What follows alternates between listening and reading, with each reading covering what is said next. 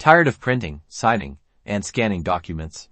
I'll show you how to digitally sign a PDF right on your iPhone in just a few simple steps. First, let's use the built-in Markup tool. Open the Files app on your iPhone and locate the PDF you want to sign. Tap on the PDF to open it. Now, look for the Markup icon, which looks like a pen tip, usually found in the top right corner of your screen. Tap on it. The Markup toolbar will appear at the bottom. Tap the plus sign, and then select Signature. If you have a saved signature, it will appear.